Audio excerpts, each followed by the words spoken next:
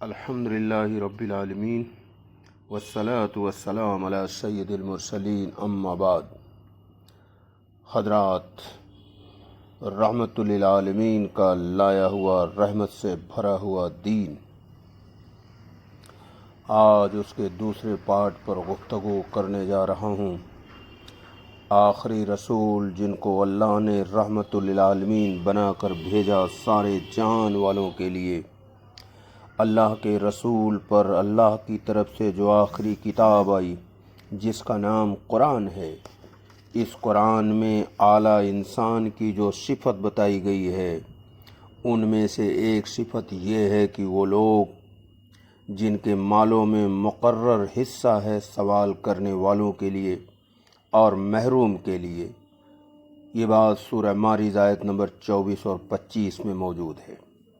یہ انسان کی فطرت ہے کہ وہ دوسروں کے کام آئے۔ اسلام آدمی کے اندر چھپے ہوئے اس جذبے کو آخری حد تک جگا دیتا ہے۔ جو اللہ کی ماتحتی میں زندگی گزارتا ہے، اس کا یہ مزاج بن جاتا ہے کہ میرا مال اور میری چیزیں صرف میری نہیں ہیں، اس میں دوسروں کا بھی حق ہے۔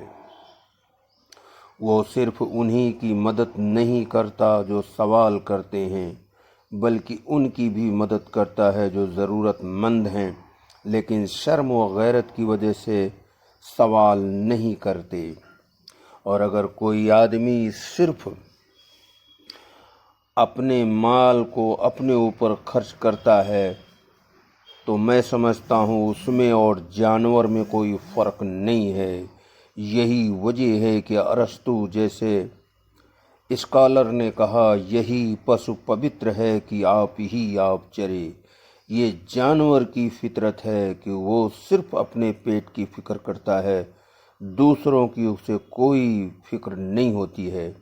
تو اگر ہم اللہ پر ایمان لانے کا دعویٰ کرتے ہیں اور رسول عربی صلی اللہ علیہ وسلم کی رسالت پر ایمان لاتے ہیں، اور اس کے بعد بھی اگر ہم غریبوں کی، کمزوروں کی، بے بسوں کی، محتاجوں کی، پریشانوں کی فکر نہیں کرتے تو ہمارا دعویٰ جھوٹا ہے۔ حضرت عمر بن عبدالعزیز رحمۃ اللہ علیہ نے ایک جانور کو دیکھا جو بھوکا تھا اور اس کے کھانے کا کوئی انتظام نہیں تھا۔ انہوں نے کہا کہ یہ بھی انہی میں سے ہے جن کو اللہ نے محروم کہا ہے۔ ایک مفسر نے لکھا ہے کہ اس میں درخت بھی شامل ہے۔ اگر کوئی درخت پانی نہ ملنے کی وجہ سے سوکھ رہا ہو تو وہ بھی محروم ہے، اور اس کو پانی پہنچانا اہل ایمان کی ذمہ داری ہے۔ رحمت عالم صلی اللہ علیہ وسلم کا لایا ہوا رحمت والا دین جب کسی آدمی کے دل میں جگہ پاتا ہے تو اس کے اندر خدمت کا عام جذبہ پیدا ہو جاتا ہے۔ وہ نہ صرف سائل کی ضرورت پوری کرنے کو اپنی ذمہ داری سمجھتا ہے، بلکہ اس کا احساس یہ ہو جاتا ہے کہ ہر محروم کا اس کے اوپر حق ہے، چاہے وہ انسان ہو یا جانور یا درخت۔ دین رحمت آدمی کو انتہائی سنجیدہ اور انتہائی حساس بنا دیتا ہے، یعنی سیریس اور سینسٹیو بنا دیتا ہے۔ حقیقی دین رحمت کو اپنانے والا آدمی دنیا کے سارے لوگوں کو اپنا سمجھنے لگتا ہے، اور یہ جان لیتا ہے کہ اس کا مال اللہ کا عطیہ ہے۔ اس کا یہ احساس اسے مجبور کرتا ہے کہ وہ اپنے مال کو اللہ کی راہ میں خرچ کرے۔ اللہ کا قرآن اعلان کرتا ہے، سورہ بقرہ آیت نمبر 190 میں، وَأَنفِقُوا فِي سَبِيلِ اللَّهِ وَلَا تُلْقُوا بِأَيْدِيكُمْ إِلَى التَّهْلُكَةِ، اور اللہ کی راہ میں خرچ کرو، اپنے آپ کو اپنے ہاتھوں ہلاکت میں نہ ڈالو۔ اللہ کی راہ میں نہ خرچ کرنے کے معنی اپنے آپ کو ہلاکت و بربادی میں ڈالنا ہے۔ وہ مغرور، وہ کنجوس مسلمان اپنے حال پر غور کریں جو بظاہر پانچوں وقت کی نماز بھی پڑھتے ہیں، لیکن ان کے پڑوس میں اور ان کے متعلقین میں، یہاں تک ان کے حقیقی بھائی پریشانی کی زندگی گزارتے رہتے ہیں اور اسے کوئی احساس نہیں، بلکہ وہ ان کی مدد نہ کر کے جب زکوٰۃ نکالتا ہے تو دوسروں کو دے دیتا ہے۔ یہ بظاہر اپنے کو کچھ بھی سمجھتا ہو، لیکن اس کی یہ حرکت بتا رہی ہے کہ اس کے اندر حقیقی دین نہیں ہے۔ اگر حقیقی دین ہوتا تو اللہ کے حکم کے مطابق پہلے اپنے قریبی لوگوں کی مدد کرتا، الاقرب الاقرب، لیکن یہ اپنے لوگوں کو نہ دے کر کے دوسرے لوگوں کو دیتا ہے۔ یہ بھی جرم ہے۔ ایسا آدمی مجرمین میں داخل ہوگا، وہ نیکوکاروں میں شامل نہیں ہوگا۔ اور سورہ جاریات آیت نمبر 190 میں اللہ نے فرمایا وَفِي أَمْوَالِهِمْ حَقٌّ لِلسَّائِلِ وَالْمَحْرُومِ، اور ان کے مالوں میں مانگنے والے اور محروم کا حق ہوتا ہے۔ آج کا مسلمان جو دوسروں کی فکر سے سعد و نادر کو چھوڑ کر تقریباً سب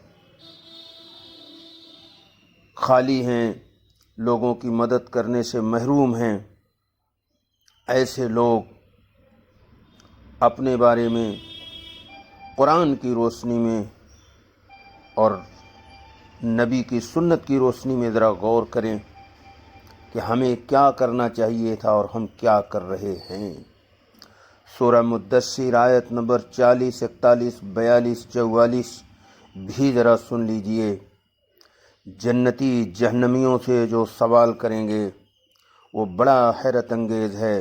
فی جنات یتساءلون عن المجرمین ما سلککم فی سقر، وہ جنت کے باغوں میں ہوں گے اور پوچھیں گے مجرموں سے یعنی جہنمیوں سے، ما سلککم فی سقر، تمہیں کیا چیز جہنم میں لے آئی؟ جہنمی ایک وجہ یہ بتائیں گے وَلَمْ نَكُ نُطْعِمُ الْمِسْكِينَ، اور نہ محتاجوں کو کھلاتے تھے، یعنی غریبوں محتاجوں کے کوئی فکر نہیں، اور بڑے دیندار بھی بنتے تھے، ہاں کہ میں بہت بڑا دیندار ہوں، لیکن غریبوں محتاجوں کی کوئی فکر نہیں، بلکہ ان کے بغل میں اگر کوئی غریب بس جائے تو اس کو ہٹانے کی تدبیر کرتے ہیں کہ یہ میرے گھر کے سامنے جھوپڑی ڈال لیا، اس سے تو میری پوزیشن خراب ہو رہی۔ ارے ظالم، تجھے تو یہ چاہیے تھا کہ اس کو جا کر کے اتنا پیسہ دیتے کہ وہ اپنی جھوپڑی کو ایک اچھا کمرے میں تبدیل کر سکتا۔ اور 45 اور 46 میں تیسری چوتھی خرابی یہ بتایا ہے، اسی سورہ مدثر کے 45 اور 46 میں تیسری چوتھی خرابی یہ بتایا ہے کہ بحث کرنے والوں کے ساتھ ہم بھی بحث کرتے تھے اور بدلے کے دن کو جھٹلاتے تھے۔ مجھے ایسے لوگ ملے جنہوں نے ہم سے یہ کہا کہ میں 5 وقت کی نماز بھی پڑھتا ہوں، حج بھی کر لیا ہوں، زکوٰۃ بھی دیتا ہوں، لیکن آخرت پر میرا ایمان نہیں ہے۔ اور میں سمجھتا ہوں آج بڑی تعداد مسلمانوں کی ایسی ہے جو روایتی اور رسمی طور پر اور عادتاً اور محلے میں اپنی ناک نیچی نہ ہونے پائے اس غرض سے نماز تو پڑھتے ہیں لیکن آخرت پر یقین نہیں ہے۔ اس لیے کہ جس کے اندر آخرت کا یقین ہو جاتا ہے اس کو ہر وقت جہنم کے بھڑکتے ہوئے شعلے دکھائی دیتے ہیں، اس کو ہر وقت جنت نظر آتی ہے کہ اگر میں نے اللہ کو راضی کر لیا تو مجھے جنت مل جائے گی، اگر اللہ کو ناراض کر لیا تو جہنم کے بھڑکتے ہوئے شعلوں کے اندر جانا پڑے گا۔ یہ آخرت کا استحضار اسے مجبور کرتا ہے کہ وہ غریبوں کے، محتاجوں کے، پریشانوں کے کام آئے، اس لیے کہ احادیث میں یہ بات ملتی ہے کہ سینکڑوں سال کی عبادت پر بھاری ہے کسی پریشان کی مدد کے لیے کھڑا ہو جانا، اور جب کھڑے ہو جانے پر اتنا عذر ہے تو جب اس کی ہم مدد کریں گے تو کتنا کچھ ملتا ہوگا ہمیں۔ اللہ اکبر۔ علامہ اقبال نے بڑی عجیب بات کہی کہ درد دل کے لیے پیدا کیا انسان کو، ورنہ طاعت کے لیے کچھ کم نہ تھے کروبیاں۔ عبادت کے لیے فرشتے بہت کافی تھے، کوئی فرشتہ ذکر میں ہے، کوئی سجدے میں ہے، کوئی رکوع میں ہے، تو آپ کو تو انسانیت کے دکھ میں، درد میں کام آنے کے لیے اللہ نے اس دنیا میں بھیجا، اور جو انسانوں کے دکھ درد میں کام آئے گا اسی کا سلیکشن جنت میں ہوگا۔ اور 48 سورہ مدثر کی 48 نمبر کی آیت میں اللہ نے فرمایا کہ سفارش کرنے والوں کی سفارش کچھ بھی فائدہ نہ پہنچا سکے گی۔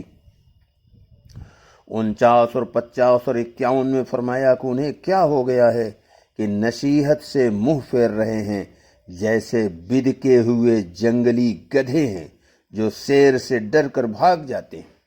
اس آیت میں بہت سی باتیں قابل غور ہیں، لیکن طوالت سے بچنے کے لیے صرف ایک چیز کی طرف اشارہ کر رہا ہوں۔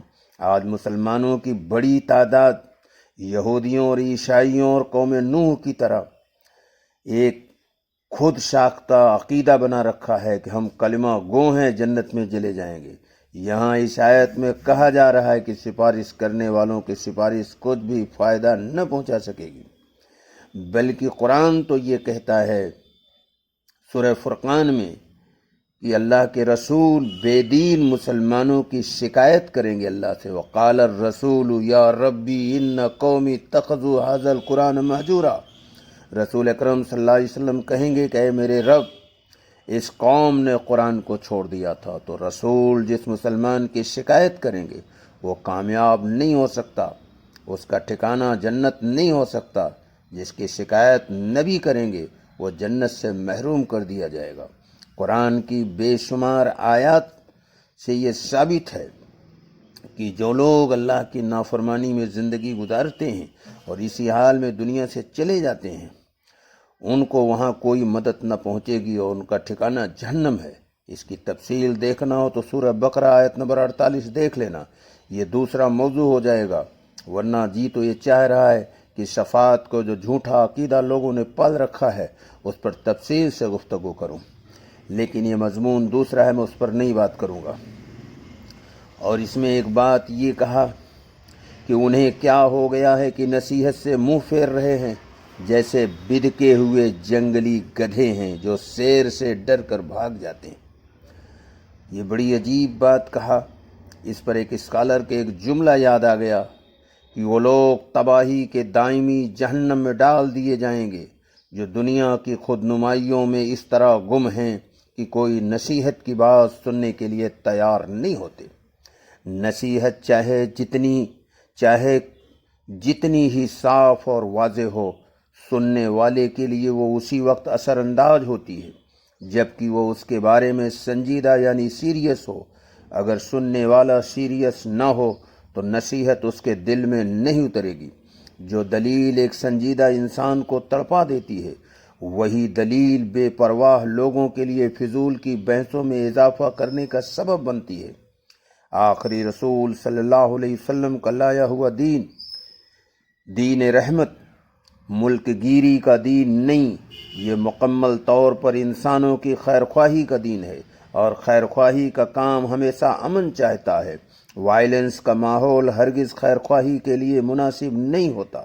امن و شانتی میں خیرخواہی کو ترقی ملتی ہے اور وائلنس میں خیرخواہی کا کام معطل ہو جاتا ہے۔ اس لیے رسول اکرم صلی اللہ علیہ وسلم کی سیرت اٹھا کے دیکھیے تو اس میں یہ بات ملتی ہے کہ آپ کی یہ کوشش ہوتی ہے کہ ہر ممکن قیمت دے کر کے امن کے ماحول کو بحال کیا جائے۔ پیار سے دل کو جیتنے والے نفرت کے اظہار میں گم ہیں۔ نبی نے دنیا کو